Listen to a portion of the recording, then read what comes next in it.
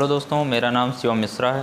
मैं UP PCS 2017 में DYSP पद पे चयनित हूँ और मैं डीकेटी के माध्यम से आप लोगों को ये बताऊंगा कि उत्तर प्रदेश लोक सेवा आयोग द्वारा जो 2018 का साक्षात्कार है जो 13 जुलाई से प्रस्तावित है, उसमें हमको हमारी रणनीति क्या होनी चाहिए, हमारी क्या क्या योजनाएँ होनी चाहिए, हम कैसे वहाँ पर अपीयर हों, कैसे आंसर दें और अपने आप को कैसे प्रस्तुत करें, इन सारी पहलुओं पर मैं प्रकाश डालूँगा। और आपके मन में जो जो दुविधाएं हैं, क्योंकि वो चीज़ें मैं फेस कर चुका हूं, तो मैं उसको बहुत अच्छी तरीके से बता सकता हूं।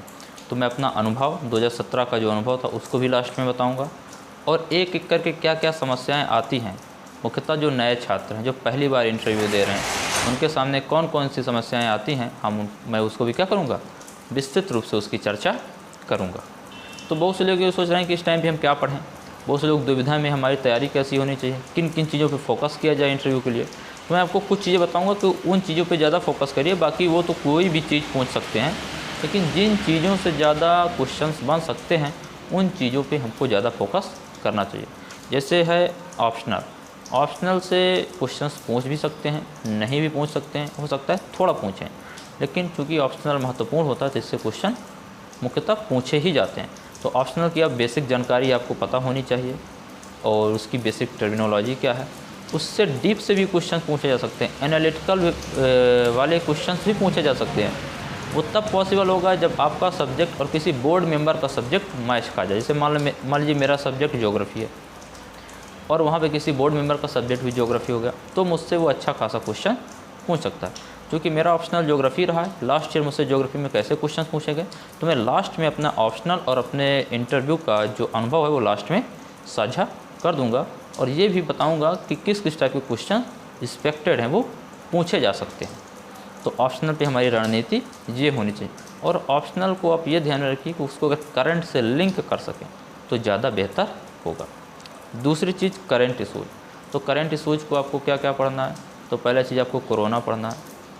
कोरोना संबंधित जो कुछ मॉडल थे, भीलवाड़ा मॉडल है, साउथ कोरिया, सिंगापुर मॉडल है, लॉकडाउन क्या है, लॉकडाउन किया गया तो क्यों किया गया, किस एक्ट में इसका प्रोविज़न है, क्या लॉकडाउन को पहले गवर्नमेंट को तैयारी कर लेनी चाहिए थी, क्या लॉकडाउन तार्किक था या अतार्किक था, इसके पीछे आपको लॉजिक पता होना चाहिए। रामदेव द्वारा जो कोरोनिल दवा लॉन्च की ये क्या थी, इसका क्या इशू था, वैक्सीन चर्चा में रहती है, कौन कौन से वैक्सीन डेवलपिंग फेज में, आपको ये पता होनी चाहिए। प्लाज्मा थेरेपी क्या है, इम्यूनिटी क्या है, हर्ड इम्यूनिटी क्या है, आइसोलेशन क्या है, क्वारंटाइन क्या है, होम क्वारंटाइन क्या है, जो चीज़ें शब्द जो चर्चा में थे कोरोना से रिलेटेड आपको पता होना चाहिए। गवर्नमेंट ने कोरोना के लिए पीएम केयर फंड का क्या किया गया था, उसको बनाया हुआ था सेंट्रल गवर्नमेंट ने। तो वो चीज़ें क्या थी, पीएम केयर फंड क्या है, आपदा फंड क्या है, हमारा डिजास्टर फंड क्या है, दोनों में क्या डिफरेंस है, ये भी चीज़ें आपको क्या है पता होनी चाहिए। और कोरोना से रिलेटेड गवर्नमेंट की क्या तैयारियां थी, क्या स्कीम्स चलाई गई, जो प्रवासी लोगों के लिए क्या किया गया। आप देखेंगे बहुत से प्रवासी लोग दिल्ली मुंबई से चलते चलते यूपी बिहार आए और चलते चलते वो रास्ते में ही बहुत लोग क्या है मर गए, तो ये इशू चर्चा में था। तो इन चीज़ों को भी हमको ध्यान में देना कि सरकार उनके लिए राशन की व्यवस्था कैसे कर रही है, उनके लिए अस्पताल की या मेडिकल फैसिलिटीज़ की व्यवस्था क्या कर रही है। अभी सुनने में ये आता है कि बहुत से लोग कोरोना से ऐसे दम तोड़ दिए कि उनको हॉस्पिटल में बेड नहीं मिला। तो हमारी तैयारियां कैसी हैं, हम विकसित देशों से क्यों पीछे हैं, तो इन चीज़ों को भी हमको ध्यान में रखना है। और कोरोना का क्या इम्पैक्ट रहा हमारी अर्थव्यवस्था पर, हमारे पर्यटन पर, हमारी सामाजिक व्यवस्था पर, हमारे सांस्कृतिक व्यवस्था पर, हमारे स्वयं के ऊपर और उत्तर प्रदेश पर, आपके ज़िले में, और आपका क्या योगदान रहा कोरोना को लेकर, क्या आप कोरोना वॉरियर्स थे क्या नहीं थे, ये सारी चीज़ों के भी क्वेश्चंस पूछे जा सकते हैं। दूसरी चीज़, कोरोना से संबंधित चीज़ों को इम्प्लीमेंट करने के लिए गवर्नमेंट ने उसमें नेशनल सिक्योरिटी एक्ट में क्या किया, संशोधन किया अध्यादेश के माध्यम से। तो अध्यादेश क्या होता है, संशोधन क्या थे, ये भी आपको पता होना चाहिए कि जो कोरोना वॉरियर्स हैं उनके खिलाफ़ अगर मिसबिहेव किया जाता है तो उनके खिलाफ़ महामारी अधिनियम एपिडेमिक एक्ट 1897 के तहत क्या प्रोविज़न है, नेशनल सिक्योरिटी एक्ट क्या है, रासुका इसको बोलते हैं, तो ये क्या है, इन चीज़ों पे भी आपकी क्या एक नज़र होनी चाहिए। दूसरी चीज़, चाइना मुद्दा, भारत चाइना के संबंध क्या है, 1962 की स्थिति क्या थी, वर्तमान की स्थिति क्या है, हम बाइकाट चाइना का कहाँ तक कर सकते हैं, अगर हम बाइकाट करेंगे तो कहाँ घर हो जाएंगे, आत्मनिर्भरता क्या मेक इन इंडिया से नहीं हो सकती है? चाइनीज़ प्रोडक्ट का बाइकाट कहाँ तक किया जा सकता है? 57 जो ऐप्स थे अभी चाइनीज़, उनको बैन किया गया, जिसमें टिकटॉक था। बहुत सी मांग की जा रही कि जो पबजी जैसे गेम है इनको भी बैन किया जाए। तो हम कहाँ तक बाइकाट कर सकते हैं, इसका लॉजिकल हमको पता होना चाहिए कि अगर हम बाइकाट करते हैं तो हमारे पास इसका अल्टरनेटिव क्या है। अल्टरनेटिव नहीं दे सकते तो हम डिमांड कैसे पूरा करेंगे? इससे बेरोज़गारी होगी। चाइनीज़ इन्वेस्टमेंट कम होगा तो इससे रोज़गार प्रभावित होगा, इससे इन्फ्लेशन बढ़ेगा, इससे हमारी आंतरिक सुरक्षा को चुनौतियाँ उत्पन्न होगी, अपराध बढ़ेंगे, नक्सलवाद को बढ़ावा मिलेगा, उग्रवाद बढ़ेगा। तो हमारी नेशनल इंटरेस्ट के क्या होगा? अगेंस्ट होगा। तो बाइकाट का आंसर आपका क्या होना चाहिए? तार्किक होना चाहिए। अमेरिका का क्या इंटरेस्ट है? साउथ चाइना सी इस समय चर्चा में। इजराइल और ईरान का क्या मुद्दा है? अभी इजराइल ने ईरान के जो न्यूक्लियर बेस है उसको क्या कर दिया? उसको तबाह कर दिया। नेपाल इस समय क्यों अकड़ रहा है? पाकिस्तान क्यों चुप है? पाकिस्तान की क्या भूमिका है? श्रीलंका की क्या भूमिका है? इन सब चीज़ों पे हमको क्या है? अपना क्लियर कट स्टैंड रखना है।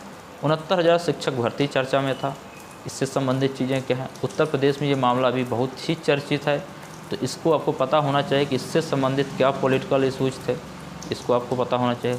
कोर्ट की क्या गाइडलाइंस है, क्या कोर्ट में पेंडिंग मामला चल रहा है, तो कोर्ट ने अभी तक इससे संबंधित क्या दिशा निर्देश दिए। एक चीज़ और है कि हाल ही में कानपुर में जो घटना हुई जिसमें 8 पुलिसकर्मी मारे गए, उसके पीछे आपको पता होना चाहिए कि इनकाउंटर क्या है, फेक इनकाउंटर क्या है, फर्जी इनकाउंटर क्या है, संपत्ति को कैसे नष्ट किए जाने का लीगल प्रोविज़न क्या है, अपराधी राजनीति का अपराधीकरण किया गया है, अभी तक उसको क्यों नहीं पकड़ा गया, या पुलिस व्यवस्था सूचना तंत्र क्यों पुल था, पुलिस सुधार की ज़रूरत है तो कितनी है, पुलिस को किस रूप में ट्रेंड किया जाए, उसकी ट्रेनिंग किस रूप में है, ये भी ज़रूरत है। क्योंकि DYSP पद भी क्या है इसमें एक है। तो हो सकता है कि अगर आप DYSP पद आपने डाला हुआ, आपसे भी पूछ लिया जाता कि आपको अगर जो वो CO जो थे देवेंद्र मिश्रा जी, वो जो शहीद हो गए, उनकी जगह आप होते तो आपका डिसीजन क्या होता। इस टाइप के भी कंडीशनल सिचुएशनल बेस्ड क्वेश्चन आपसे पूछे जा सके। तो इसका क्लियर कट आंसर आपको पता होना चाहिए कि क्या हम आंसर दें। ठीक है, तो इसका आंसर ये होना चाहिए कि हम पूरी तैयारी के साथ हमको जाना चाहिए।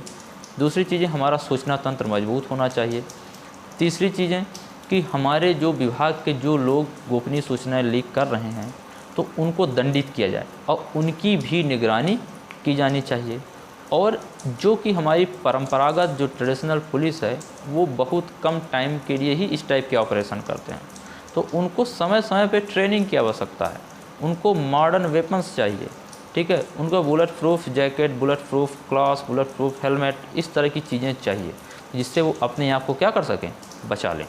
तो इसी तरह जो करंट के मुद्दे जो चर्चा में चल रहे हैं, आपको 2-3 महीने के मुद्दों को वहाँ पे कवर करके जाना है। तो मैंने तो इसमें एक ओवरव्यू बताया कि इस टाइप के क्वेश्चंस वहाँ पे पूछे जा सकते हैं। अयोध्या विवाद क्या था, जम्मू कश्मीर 370 धारा क्या थी, PM मोदी की लेह लद्दाख यात्रा का क्या तात्पर्य है। तो ये सारी चीज़ें जो चर्चा में हैं, आपको इसको क्या करना है, इसको ध्यान में रखना है। तीसरी चीज़ ग्रेजुएशन। तो ग्रेजुएशन में आपने किस सब्जेक्ट से किया हुआ है उससे क्वेश्चंस पूछे जा सकते हैं। हो सकता है ना पूछे, लेकिन आपको एक बेसिक जानकारी होना ज़रूरी है। बेसिक जानकारी इन द सेंस आपको ये पता होना चाहिए कि आपका ग्रेजुएशन सब्जेक्ट मान लीजिए दूसरा है और आपने ऑप्शनल किसी दूसरे सब्जेक्ट को लिया, तो आपसे पूछ सकते हैं कि आपने अपने ग्रेजुएशन का सब्जेक्ट क्यों नहीं लिया, आपका ग्रेजुएशन से लेके अभी तक में इतना ईयर गैप क्यों है। तो आपके पास एक क्या है, इसका एक बैलेंस आंसर होना चाहिए कि हमने वो सब्जेक्ट क्यों लिया, आपका इंटरेस्ट उस सब्जेक्ट से अचानक उस सब्जेक्ट में क्यों आ गया, सिलेक्शन उस सब्जेक्ट में ज़्यादा था इसलिए आप आ गए। तो आपका आंसर ऐसा होना चाहिए कि इस दौरान चूँकि उस सब्जेक्ट से मैंने लास्ट ईयर दिया था तो मुझे कम मार्क्स मिले, और फिर मैंने इस सब्जेक्ट में भी मेरी कमांड थी, मेरी तैयारी अच्छी थी, तो मैंने इस सब्जेक्ट से दिया और मेरी तैयारी अच्छी थी, तो इसमें मुझे अच्छे मार्क्स मिले होंगे, तभी मेरा चयन साक्षात्कार के लिए क्या है, हुआ है। तो अब इस टाइप का आंसर जो आपको और अच्छा लगे आप उसको आंसर क्या कह सकते हैं, वहाँ पे दे सकते हैं।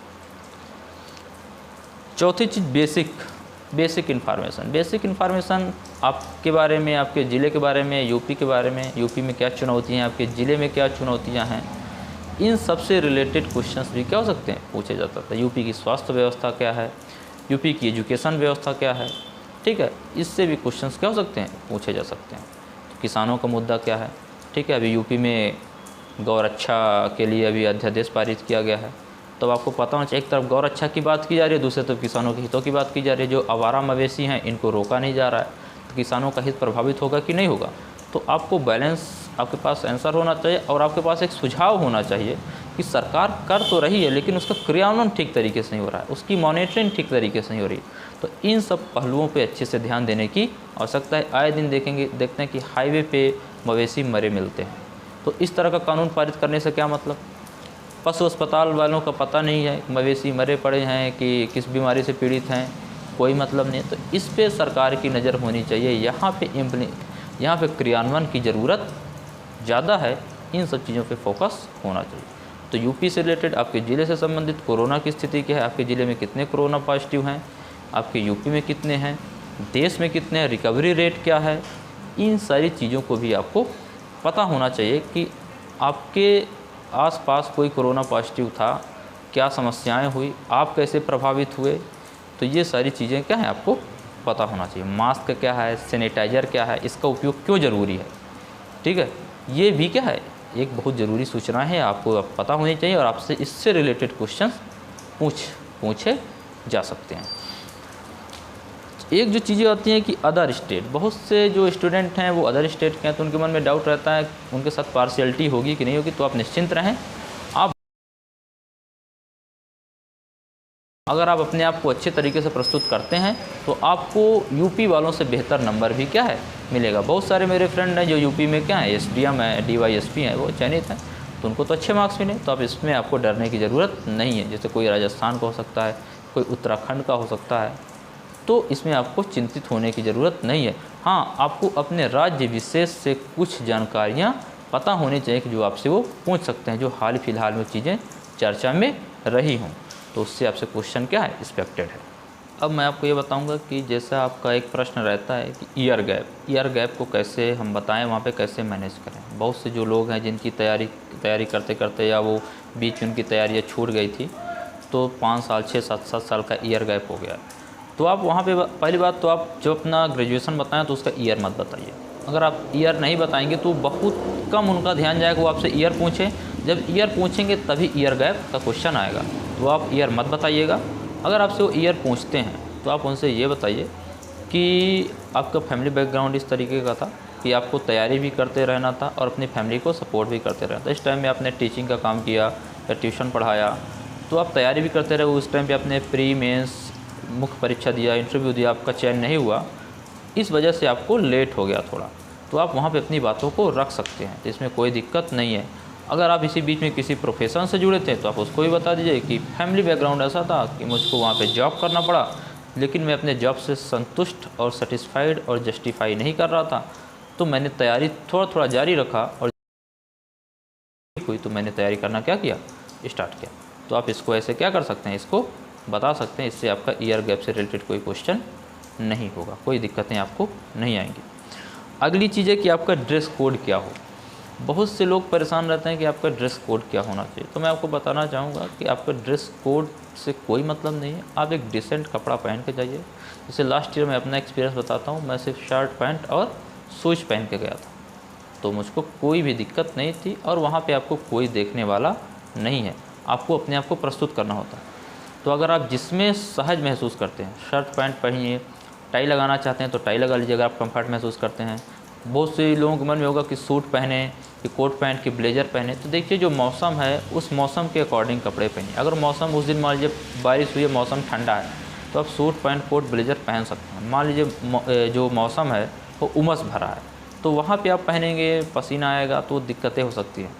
तो आप वो पहन के जाइए जो उस हिसाब का उस टाइम का मौसम है, कोई दिक्कत की बात नहीं। गर्ल्स के लिए क्या है, वो पहन सकती हैं, साड़ी पहन सकती हैं, सलवार सूट पहन सकती हैं।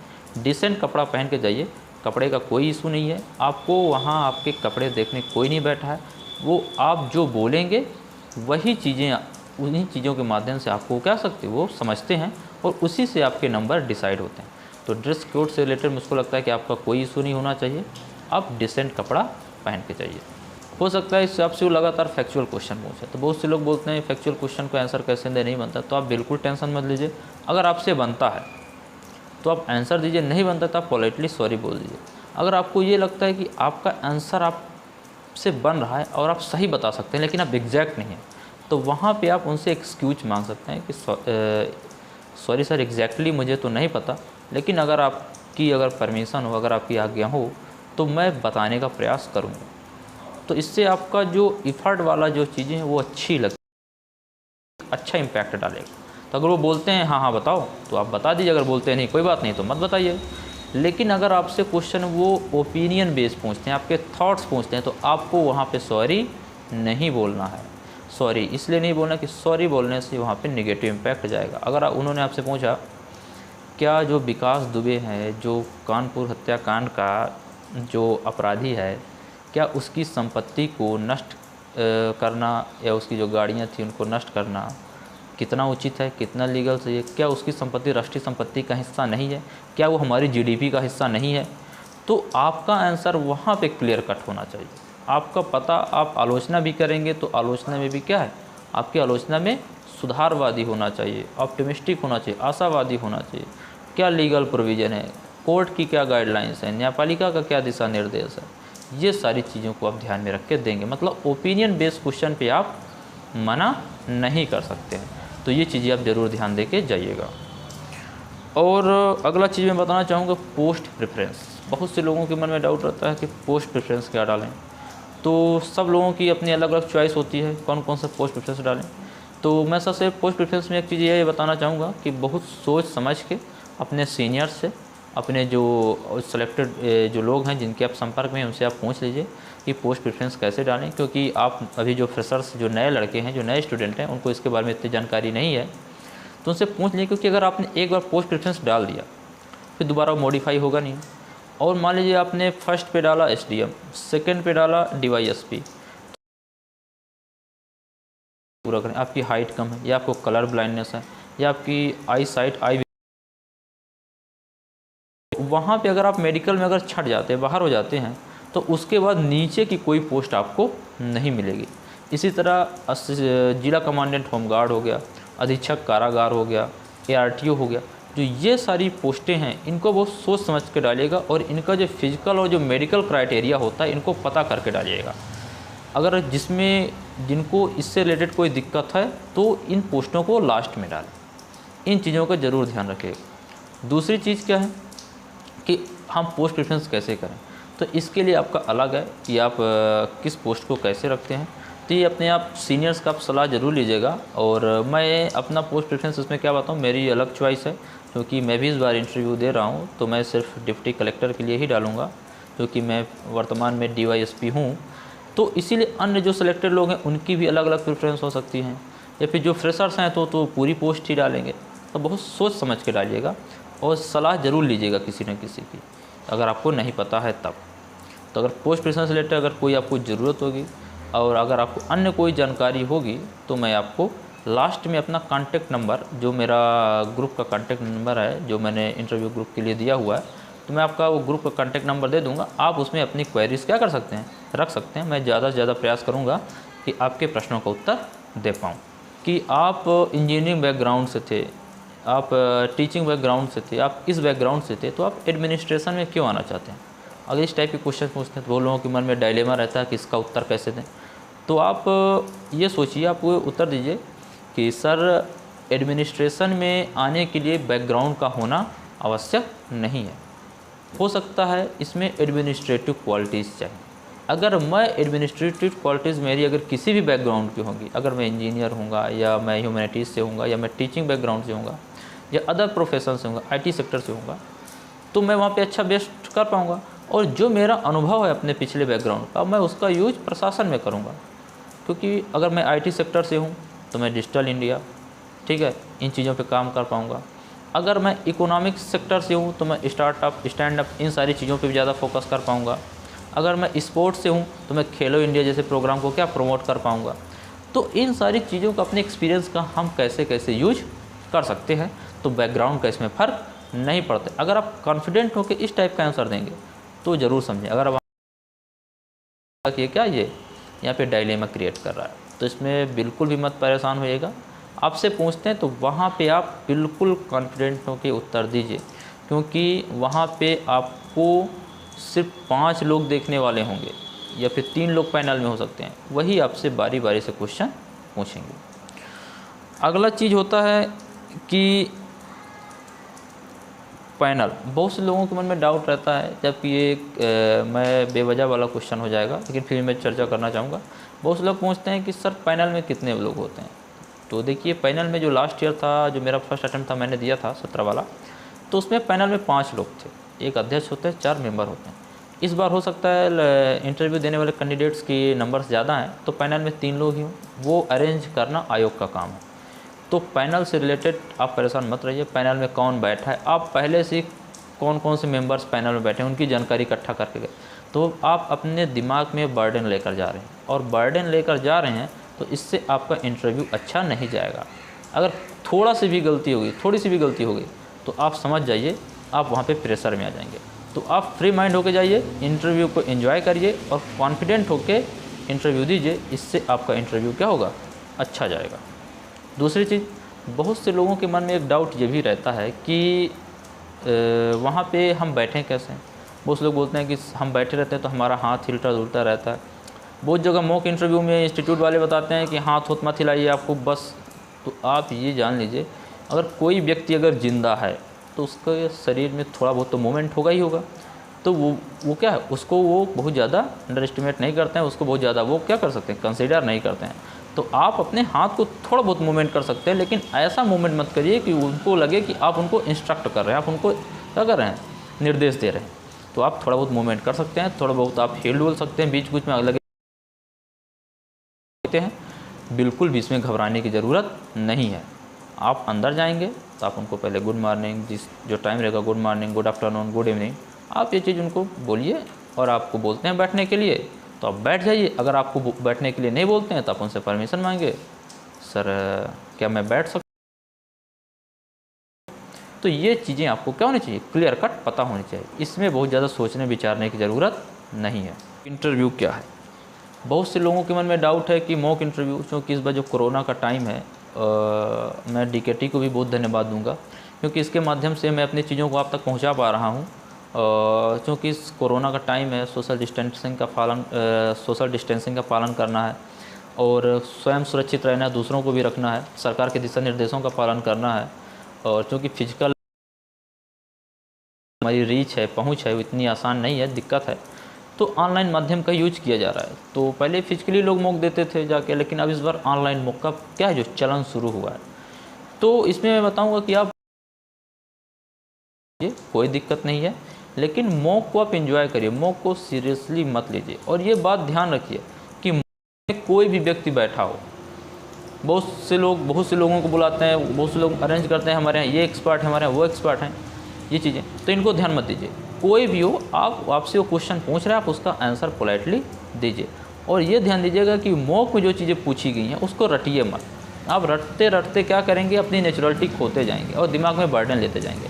तो इसको आपको बहुत ज़्यादा इसमें परेशान होने की ज़रूरत नहीं है। अपनी नेचुरलिटी को जितना बना के रखेंगे, जितना अच्छा वहाँ बोलेंगे, जितना अच्छा आपके अंदर वो सौम्यता, वो पोलाइटनेस, वो चीज़ें दिखेंगी, आपको उतने अच्छे मार्क्स मिलेंगे। अगर आपको दिक्कत हो रही है बोलने में, तो आप बोलने की प्रैक्टिस करिए, शीशे के सामने, मिरर के सामने बोलिए। 2-3 लोगों का ग्रुप बना लीजिए, एक दूसरे से फ़ोन में बात करिए, एक दूसरे से क्वेश्चन पूछिए। लेकिन हाँ, ऐसे लोगों से दूर रहिए जो निगेटिविटी फैला रहे हैं, जो आपको क्या करें, डिमोरलाइज कर देंगे। तो ऐसे लोगों से इस समय संपर्क में रहिए जो आपको सकारात्मक एनर्जी दें, आपको सही दिशा में क्या करें, आपको प्रोत्साहित करें। और लास्ट में मैं अपना 2017 का जो इंटरव्यू, उसका एक्सपीरियंस बताना चाहूँगा कि मुझसे किस किस टाइप के क्वेश्चन पूछे गए थे। तो मैं ये बताना चाहूँगा कि मेरा फर्स्ट अटेम्प्ट था, फर्स्ट इंटरव्यू था, और मुझको बहुत ज़्यादा पता नहीं था। मैंने भी बहुत सारे सीनियर से सलाह ली, तो उन्होंने मुझको किसी ने ड्रेस को लेके बताया, डरा दिया, किसी ने बताया कि ये पढ़ के जाओ, किसी ने बताया वो पढ़ के जाओ। तो लास्ट में मुझको ये लगा कि अगर मैं इतना ज़्यादा पहले से ही प्रेशर लेके जाऊँगा तो मैं वहाँ पे बोलूँगा क्या। तो मैंने उन सब बातों को पूरी तरह से ध्यान दिया ही नहीं, और मैंने सेल्फ प्रिपरेशन किया। और अपनी जो बेसिक चीज़ें जो मैंने बताया था, ऑप्शनल, करंट इशूज़, ग्रेजुएशन, अपने जो सेल्फ इन्फॉर्मेशन, अपने ज़िले और अपने स्टेट के बारे में जानकारी थोड़ा बहुत इकट्ठा की, बहुत चीज़ें पता थी, और कॉन्फिडेंट होकर इन चीज़ों का आंसर दिया। तो मैं वहाँ पे गया, तो मैंने, चूँकि मेरा इंटरव्यू 11 बजे था, तो मैंने बोला गुड मॉर्निंग सर। उन्होंने बोला गुड मॉर्निंग, उन्होंने बैठा, आप बैठिए। मैं बैठ गया, तो चूँकि 2017 में 2 ऑप्शनल हुआ करते थे, तो मेरा ऑप्शनल एक डिफेंस स्टडी था और दूसरा ज्योग्राफी था। तो उन्होंने मुझसे पहले ही क्वेश्चन पूछा कि आपके ऑप्शनल के सब्जेक्ट कौन कौन से हैं, तो मैंने बताया सर डिफेंस और ज्योग्राफी। तो उन्होंने मुझसे राफेल से ही क्वेश्चन पूछा। उस दिन भारत को पहला राफेल फ्रांस द्वारा ट्रांसफ़र किया गया था, तो राफेल से 13 से 14 मिनट राफेल से क्वेश्चन पूछे गए। उसमें तरह तरह के क्वेश्चन थे कि किस पीढ़ी का ये फाइटर जेट है, इसकी क्या विशेषताएं हैं, इसमें स्कैम का मुद्दा जो चर्चा में, सुप्रीम कोर्ट की क्या गाइडलाइंस है, अपोजिशन के क्या मुद्दे हैं, इन सारी चीज़ों को मैंने जो था क्लियर कट सुप्रीम कोर्ट की गाइडलाइंस के अनुसार मैंने उसको क्या कर दिया, बता दिया। फिर मुझसे पूछा गया, दूसरे मेंबर ने पूछा कि एनवायरमेंटल ज्योग्राफी से एसिड रेन क्या है, ओजोन होल क्या है, मानसून क्या है, ठीक है, ये सारी चीज़ें। तो इन सब चीज़ों को मैंने बताया। फिर मुझसे अगले मेंबर ने पूछा कुपोषण क्या है, यूपी में कुपोषण की स्थिति क्या है, ठीक है, इन चीज़ों को मैंने बताया। फिर मुझसे पूछा गया कि राम मंदिर वाला मुद्दा जो था, उन्होंने पूछा क्या मंदिर बनना चाहिए कि नहीं बनना चाहिए। तो मैंने बोला आर्टिकल 25 मुझे फंडामेंटल राइट देता है, तो चूँकि मेरा फंडामेंटल राइट है तो मैं उस धर्म को मानता हूँ, तो मैं तो चाहूँगा कि मंदिर बने, लेकिन अगर माननीय सुप्रीम कोर्ट द्वारा जो निर्णय दिया जाएगा वो हमको क्या होगा, मान्य होगा। और सुप्रीम कोर्ट द्वारा जो निर्णय दिया जाएगा वो क्या होगा, वो तार्किक होगा, वो आर्कियोलॉजिकल सर्वे ऑफ इंडिया की रिपोर्ट और इसको एविडेंस पर आधारित होगा। तो आप अपने आंसर इस तरीके से दे सकते हैं। और लास्ट क्वेश्चन जो बोर्ड मेंबर का था मुझसे, वो था अपने पोस्ट प्रेफरेंस के बारे में बताइए। तो उन्होंने मुझसे पूछा अब लगातार 5-6 अपने पोस्ट प्रेफरेंस बताइए। तो मैंने लगातार जो मेरी पोस्ट प्रेफरेंस थी मैंने बता दिया। तो उन्होंने मुझसे पूछा आप जाइए।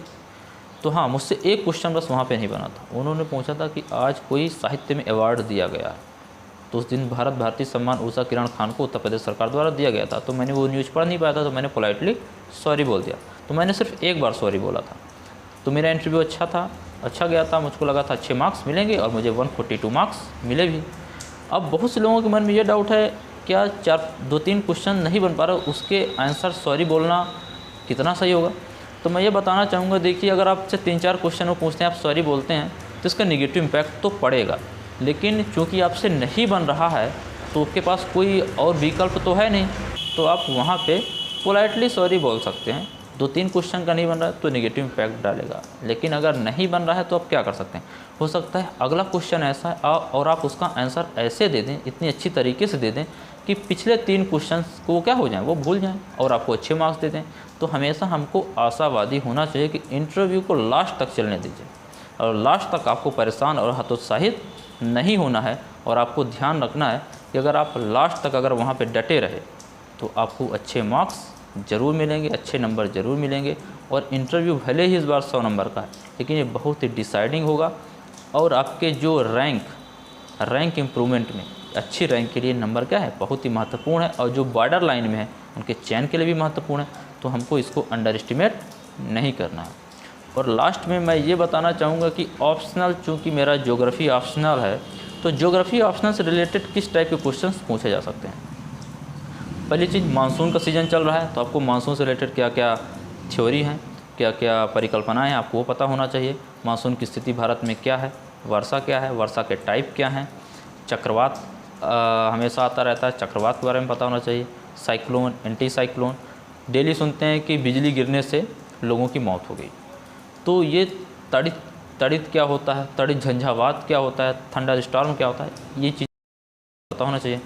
क्लाइमेट चेंज क्या है, ठीक है, पॉल्यूशन क्या, ओजोन होल क्या है, ये सब चीज़। और एक चीज़ों को आपको ध्यान में रखना है कि कोरोना ने आपको एक अवसर दिया है, मतलब कोरोना ने भी कुछ अवसर दिया है, तो आपके पास आंसर होना चाहिए। कोरोना के समय में, लॉकडाउन में पॉल्यूशन बहुत कम हो गया, तो हमारे लिए बहुत अच्छी बात है। जो विश्व के 20 शहरों में 14 सबसे प्रदूषित शहर बाहर भारत के होते थे, अब वो कितने हो गए, सिर्फ 2 शहर बचे हैं, दिल्ली और कोलकाता, जो विश्व के सबसे 2 प्रदूषित शहरों में शामिल हैं। बाकी 12 क्या हो गए, उससे बाहर आ गए, तो इसका पॉजिटिव इम्पैक्ट पड़ा। तो कोरोना एक आपदा के साथ साथ एक अवसर भी है, या एक अवसर भी था। इस पे आप क्या सहमत हैं, क्या नहीं है, तो आपका आंसर इसमें भी क्या होना चाहिए कि हर एक आपदा, हर एक समस्या हमको अवसर भी देती है, तो हम उसमें समस्याओं को अलग करके अवसर का सकारात्मक उपयोग हमको करना चाहिए। तो ऑप्शनल से रिलेटेड इस टाइप के क्वेश्चन पूछे जा सकते हैं। आप अपने बेसिक क्वेश्चंस क्या करिए, ऑप्शनल के बेसिक चीज़ों को आप रिवाइज करिए, उसको करंट से लिंक करिए। आपके चैनल के माध्यम से मैंने अपनी बातों को जो ज़रूरतमंद, जो मेरे छोटे भाई हैं या ज़रूरतमंद जो स्टूडेंट हैं, उनकी तक मेरी बातों को पहुंचाया गया। और भविष्य में भी मैं अपने अनुभवों को आपके साथ ज़रूर साझा करता रहूँगा। धन्यवाद।